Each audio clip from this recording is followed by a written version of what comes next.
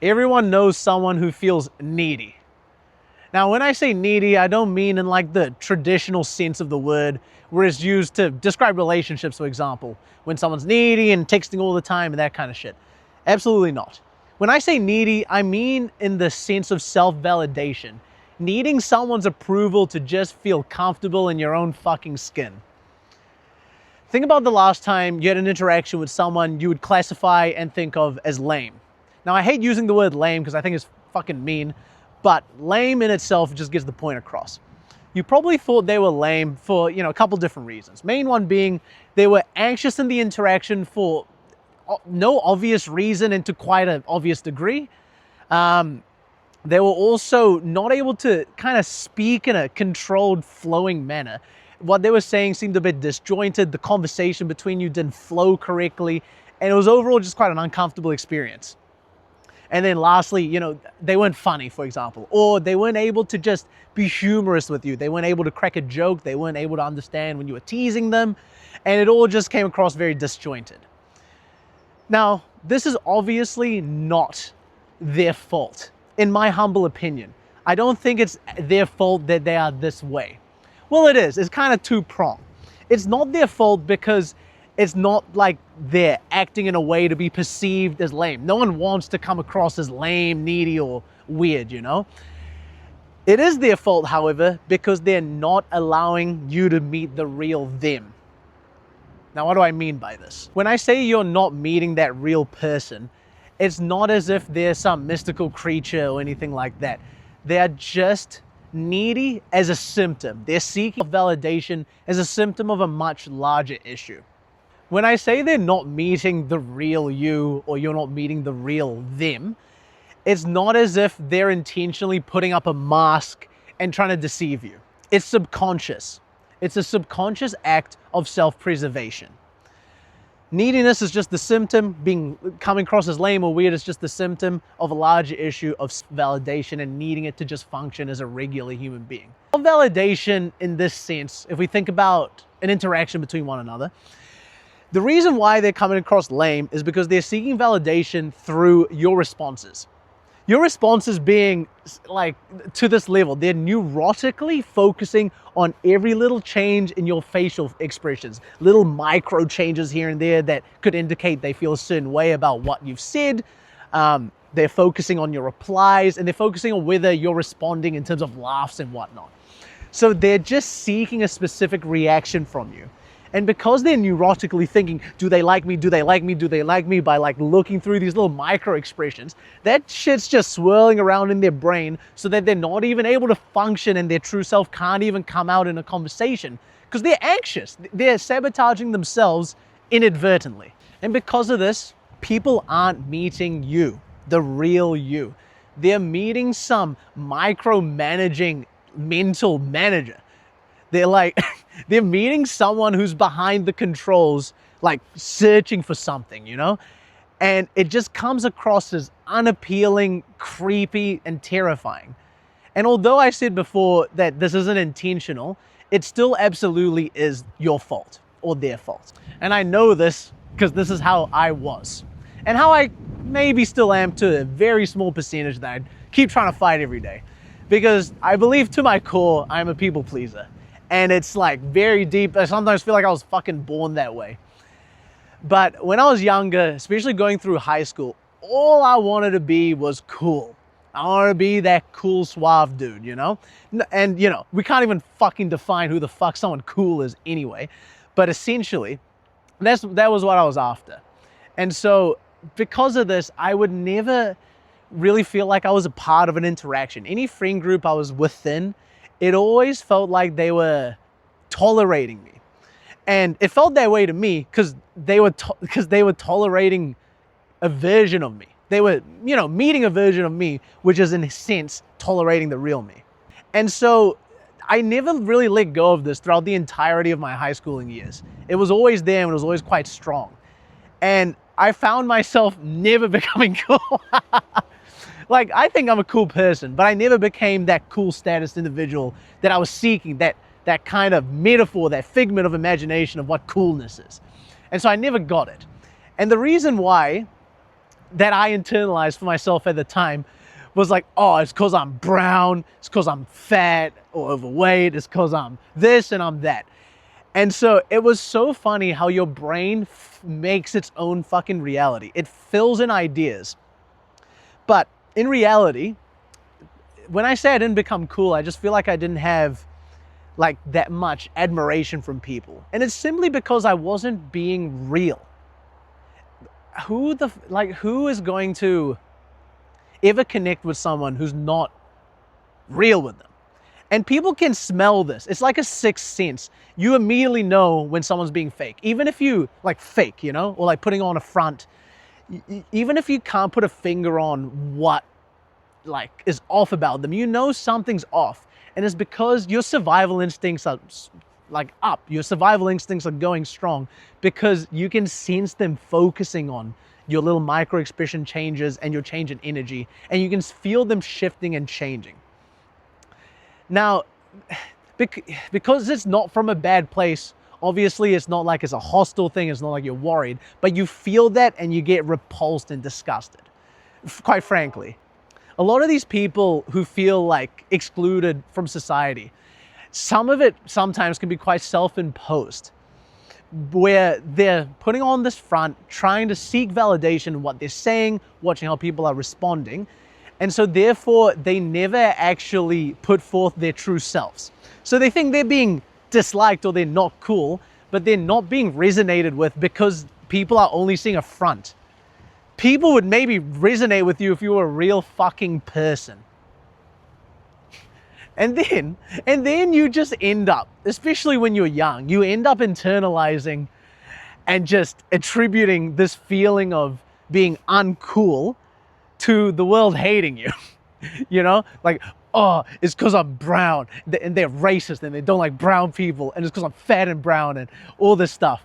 And so you end up making an enemy of the world because you were never even present in the world. So then my natural solution to this massive world-ending problem for me at the time was to go to the most valuable source of information I could find at the time, which was damn YouTube. So then I used to go and search on YouTube. I was one of those guys that would search up how to be charismatic, how to be cool. And I would watch these videos, and I came to find that all they would give you was a bunch of tips and tricks. And so that's what I resonated with. I was like, okay, that's it. I was missing the analytical understanding of social interaction, and that's why I'm not cool. So, which is hilarious because then you're being more of a nerd about the thing you're trying to be cool about. Regardless, it's hilarious. And so I started really putting myself out there in terms of these tips. I remember one of these tips was talk to 10 different people a day, right? So I remember I would take walks for this. I would walk out in the street and I'll just start off being like, hey, hello, hello, bye. Like real quickly, just being like, hi, just to knock these out of the way. And what I would find is over time, I would almost get this kind of energy of lightness. I felt more comfortable in my skin each interaction I did. And it was like I was building momentum in terms of this feeling. And so that was pretty cool. That was awesome. But what I found over time is this is also still a front. Obviously, right? You're using tips and tricks to come across a different way than the original way where you were already using different mechanisms and way of thinking and visualizations to be that way. So it's a dead end in that sense as well. So through continuing to do this, through continuing to put myself out there in very embarrassing ways, so I kept going down this path and I kept putting myself out there in these different ways because it was something that worked for once. So I was like, oh my goodness, let me just actually lock in here. And this is the solution. So I took it as gospel and ran with that. And I ran with that for pretty much whole of high school. And then at some point I started to realize, oh, like, yeah, I'm like cool now. I'm able to hold conversations, people like me. I was viewed as like a cool kid or whatever.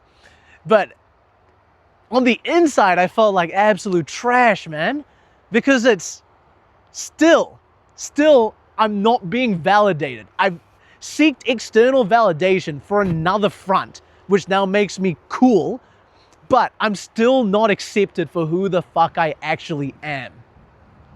And that was the real mind fuck, because I put a lot of effort into this and it wasn't bearing me any fruit, really, any reasonable fruit at the end. So I chopped down the whole tree. I just thought, nah, this is not serving me anymore. Let me just be me. And so I stopped watching all of that stuff and I just started living life. And what I found was people respect and love authenticity above all else. That's what coolness is. All these cool kids, you know, they're just comfortable in their skin saying what they want to say. And because it's done in a beautiful, sort of smooth way, which is within you already, you do understand that, right? You already have this ability to speak, be charismatic, be likable, tell stories. You already have it within you. If you've lived a life, you have all of that within you. But it's just not able to come out because, once again, your self-validation cycle of do they like me is spinning around your head, so that's not able to come out smoothly. Because being smooth could be a skill, you know? Like, you see it on TVs, you know people like this where they're quite smooth, they're quite suave, and it's something they may have developed over time, being able to say the right thing at the right time, understanding social dynamics and that kind of thing. And that's all well and good. That's its own separate thing. But just speaking smoothly, just in a coherent, normal conversation and just allowing it to flow with another human being, that's already within you. You just have invited this management system into your brain that is blocking that. Along with a lot of these videos that I watched, there was a lot of these kind of pickup artistry videos. And I think this is the birth of where the red pill actually came from. I think it started off like this, insecure dudes wanting to learn how to get female attention, and then it just blew out of proportion to now we have everything that's kind of wrong with the world.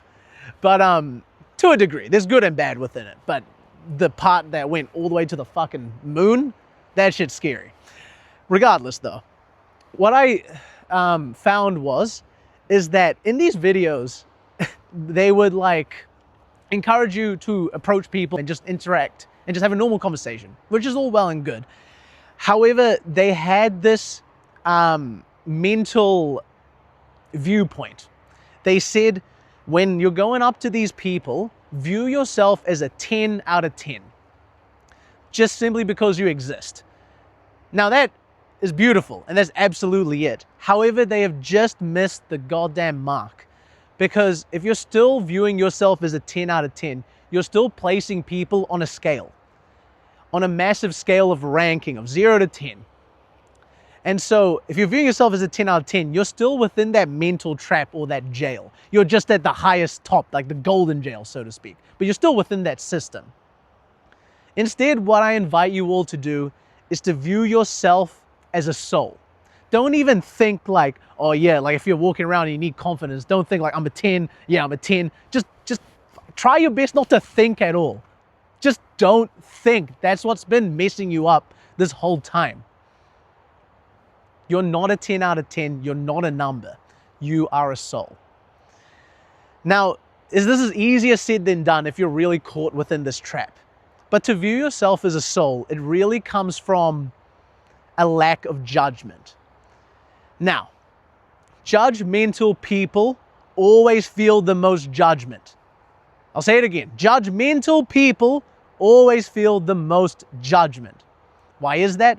Because if you're judging someone based off a first interaction or initial perspective, you have no clue who that human is. You have no idea who they are. You're just basing what you can see into an opinion of them, which is inaccurate, and it could be misconstrued as well as negative. Because if we're talking about judgment in this sense, I'm talking about negative judgment especially. All forms of judgment are bad in their own ways, but negative judgment is especially bad when you're viewing and looking at someone and your initial thought is about what you think of them. For example, if you walk down the street and you see someone quite overweight walking by you, don't let your first thought be fat. Or I don't even think that's most people's thoughts, I hope, maybe. More so, if you're walking with your friends and you see a fat person, don't let any of these comments come out of your mouth. You know? I hear it all the time amongst school kids. When I was in high school, it was thrown around a lot. It's just so damaging. Obviously, first is mean, but it's so damaging for yourself as well. Because if you look at them and you negatively associate the way they look with how you feel about them, of course, now you have all those methods that you implore on yourself as well. You're your own biggest critic. You know how you think, you know how everything moves, you know if you're smiling. So you place judgment upon that yourself. So judgmental people feel the most judgment. So I implore you, whenever you feel the feelings of judgment come on, instead, try your very best to fight that off and just view these people as if they're just a soul, a human being having a human experience on this floating rock, you know? Like, come on, this is all it is. Judgment is all based off external factors, society, consumerism, marketing. All of that stuff is implanted ideas in your own head, which now you form judgments on. So they're inaccurate, they don't serve you, and they definitely don't serve anyone else. So there you go. View people as a soul. I like pretty much any post I see on like Instagram, TikTok, like all those kinds of things. I like all the damn posts. Even if I don't necessarily like the content or whatever, I still like it. Because to me, it's like a human putting themselves out there, doing their very best, or, you know, trying, and putting yourself out there is already terrifying. And so I just respect that. I think at this point, I love all people. I love all people, as long as they're not genuinely evil or mean ill will, especially in the content side. That's the only content I don't like either, like misinformation, attacking, drama. I don't like that stuff. And I don't like those types of people, but I love everything else. And I really think that's how we should all view each other. I think we should all just view each other as, yeah, that person's different from me, but they're having a human experience. I wonder what led to that. Interesting new perspective. And just like them for that, you know? Because that's the spice of life. What else really is there? So anyway, finishing off and just kind of trying to tie this up into something coherent here. If you want to break out of the trap of validation and coming across as needy and feeling comfortable in your own skin, you first have to view the people around you, the people on this planet, as all souls, as people who are having a beautiful experience as being a human.